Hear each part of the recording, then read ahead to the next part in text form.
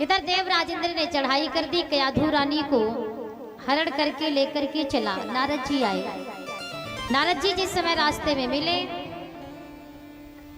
तो नारद जी जिस समय मिले तो महाराज श्री सुखदेव जी कहते आज नारद जी ने देवराज इंद्र से कहा, इंद्र जी, ऐ देवराज इंद्र, कयाधु रानी को कहाँ ले जा रहे? बोले इसके गर्भ के बालक को मार करके हम इसे छोड़ देंगे। बोले क्यों? बोले इसलिए कि कयाधु रानी के गर्भ में हिरण्याकश्यप जैसा एक और असुर पल रहा है, इसलिए मैं इसके गर्भ के बालक को मार करके इसे छोड़ जाऊंगा। तो नारद जी ने समझाया। नारद जी ने कहा, देव राजेंद्र, इस कयाधु रानी के गर्भ में हिरण्याकश्यप जैसा एक और असुर नहीं पल रहा। कयाधु रानी के गर्भ से तो भगवान के परम भक्त पैदा होंगे, भगवान के परम भक्त पैदा होंगे, और आप हमारे साथ इनको भेजिए। तो उसी समय नारद जी कयाधु रानी को लेकर अपने आश्रम पर आते हैं। और जब आश्रम पर आते माताओं, जहां पर बड़ा सुंदर सत्संग हो रहा है, बड़ा सुंदर सत्संग हो रहा, जहां माता कयाधु सत्संग सुनती है। और याद रखना, बड़े मन से कथा को सुनना।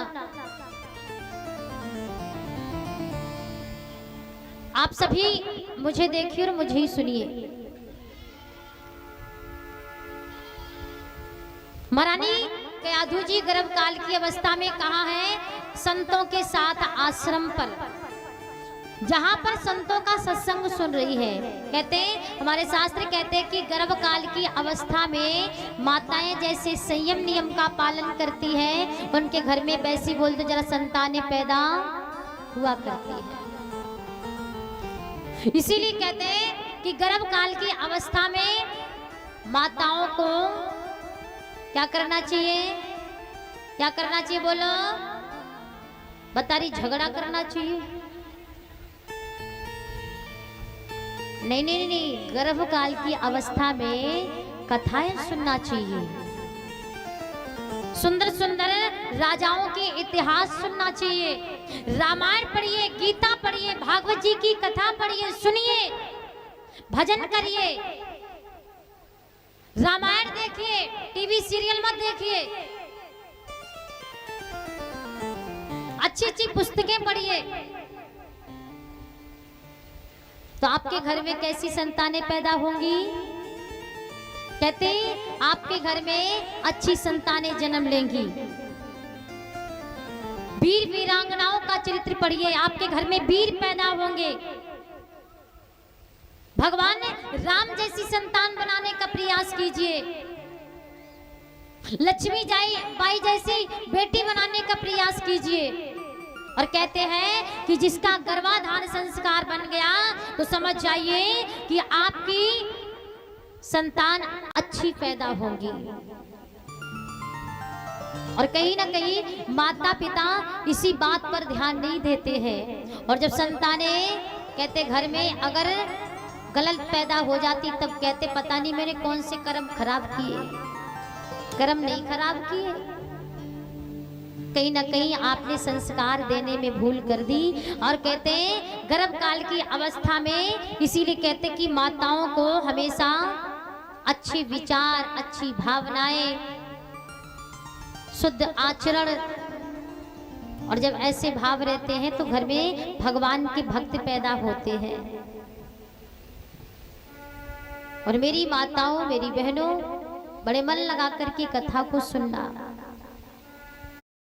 कहते जिस कमरे में गर्भकाल के समय पर जो माता गर्भवती हो, ऐसे कमरे में उसको रखा जाए जिस कमरे में हमारे देश पर मर मिटने वाले वीर वीरांगनाओं के चित्र लगे हों, हमारे राम कृष्ण के चित्र लगे हों। ऐसे सुंदर तस्वीरें देखिए ताकि आपके घर में महाराणा प्रताप शिवाजी जैसे वीर पैदा हो, आपके घर में संत पैदा हो। पर कहीं ना कहीं आप इस चीजों पर ध्यान नहीं देते हैं। और कहते हैं तभी आपके सामने समस्याएं फिर आकर के खड़ी होती हैं। और बच्चे जब संस्कारवान नहीं होते हैं तो कहते हैं माता पिता का जीवन बर्बाद कर दिया करते हैं। इसलिए अपने बच्चों को संस्कारों से जोड़िए, संस्कार दीजिए। अच्छा, रामायण किसके किसके घर में है? हाथ उठाओ, किसी किसके घर में रामायण है? अच्छा, बहुत सुंदर। हाँ, जिसके जिसके घर में रामायण है, बाबा कह रहे हैं आप वो हाथ उठाए जिसके जिसके घर में मोबाइल है। मोबाइल तो सबके घर में है, सबके पास है। हाँ, रामायण की पुस्तक किसके किसके घर में है? हाथ उठाओ। बहुत कम लोगों के घर में है। अच्छा, अब वो लोग हाथ उठाएं जो इसका रोज पाठ करते हैं, जो चौपाई, एक चौपाई दो चौपाई जो रोज पढ़ते हैं, वो लोग हाथ उठाएं। बहुत सुंदर, वाह, बाबा रोज पढ़ते हैं, क्या बात है। बाकी बता रहे बांध के रख दिए, पूजा करते हैं, ऐसे कपड़े में बांध के रख दिए, बहुत सुंदर है। बंदी रख दे देना, हवा न लग जाए। पढ़ा करो। अगर मानस की एक भी चौपाई आप रोज पढ़ना शुरू कर दो, ज्यादा समय नहीं है, तो रोज पढ़ना शुरू करिए और आप पढ़िए, अपने बच्चों को पास बिठाइए, उनको सुनाइए ताकि उनके अंदर संस्कार आए। एक माता जी से हमने कहा आप रामायण पढ़ती, बोले पढ़े क्या? जब पढ़ने बैठते तो नींद आने लगती है। अच्छा, ऐसी स्थिति किस किस के साथ में होती है? अच्छा, कौन कौन जिसे पढ़ते समय नींद आती है? बच्चे हाथ उठाएं, आप भी उठाओ। जिसे पढ़ते समय नींद आती है। अच्छा, सभी को आती है पढ़ते समय? हाँ, बच्चे कह रहे हैं हाँ इनको भी आती है। नींद आने लगती ना किताब पढ़ते समय। अच्छा, मोबाइल देखते समय नींद किस किस को आती है? किसी को नहीं आती है। किताब पढ़ते समय नींद आती है सबको। क्यों आती है? एक बार, अच्छा अभी मैं बताऊंगी। एक बार ऐसे ही एक स्कूल में आग लग गई, बड़ी भयंकर आग लगी। जब स्कूल में आग लगी तो बच्चे बड़े खुश। अब बच्चे क्यों खुश? अब आप समझ जाइए। बच्चे बड़े खुश हैं। बच्चे बोले आपस में, बोले आग लग गई स्कूल में और अब तो बहुत मौज मारने को मिलेगी, छुट्टी है, क्योंकि इस स्कूल की रिपेयरिंग तो जल्दी हो नहीं पाएगी, कम से कम 1-2 महीने लगेंगे, तब तक मौज मारेंगे 1-2 महीने। बड़े खुश हैं, बच्चों को छुट्टी पड़ जाए तो बड़ी खुशी होती है, बड़े खुश बच्चे, है ना। अब सारे बच्चे तो बड़े खुश हैं, पर एक बच्चा रो रहा बैठा अकेले, एक बच्चा रो रहा। अब जितने बच्चे पूरे स्कूल के खुश हैं पर एक रो रहा। सारे बच्चे पहुंचे, अरे बेवकूफ पागल हो गया है, अरे स्कूल में आग लगी, खुशी मना, खुशी। बोले क्यों खुशी किस बात की मनाए? बोले छुट्टी मारने को मिलेंगी। वो बोला अच्छा स्कूल में आग लग गई तो इसलिए खुशी मनाए। बोले तू रो क्यों रहा है? तू भी हमारी खुशी में शामिल हो। बोले मैं तेरी खुशी में काहे को शामिल हो? बच्चे बोले स्कूल में आग लग गई। जो रो रहा था वो बोला स्कूल में तो आग लगी, मास्टरों में तो थोड़ी ना लग गई आग, वो तो जिंदा है, एक भी नहीं फूका। और जब तक वो मास्टर जिंदा रहेंगे स्कूल ना सही किसी न किसी पेड़ के नीचे बिठा के पढ़ाएंगे, किसी चौतरे पे बिठा के पढ़ाएंगे, वो तो पढ़ाएंगे ही। मैं आपके मध्य में निवेदन कर दूं, बड़े मन लगा करके कथा को सुनना। ऐ मेरी माताओं, मेरी बहनों, हम जिस भारत देश में रहते हैं वहाँ की माताओं का चरित्र यदि उठा करके देखा जाए तो इन माताओं ने ही राम को जन्म दिया, इन माताओं ने ही महाराणा प्रताप को जन्म दिया, इन्हीं माताओं ने शिवाजी को जन्म दिया।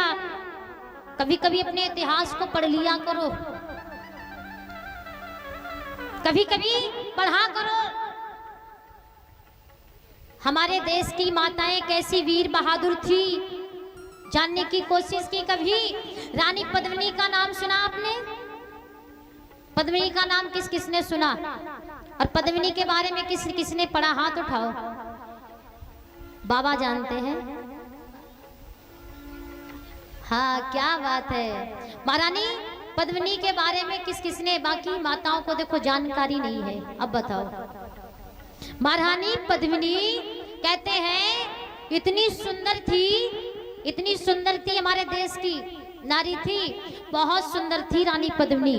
और महारानी पद्मिनी पर खिलजी दीवाना हो गया।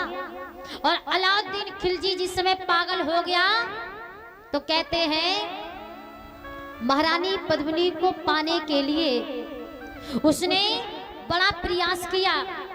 और इतना प्रयास किया कि महारानी पद्मिनी को पाने के लिए उसने कहा, महारानी पद्मिनी का दर्शन एक दर्पण में किया। महारानी पद्मिनी ने कहा मैं पर पुरुष के सामने अपना चेहरा नहीं खोलती हूँ।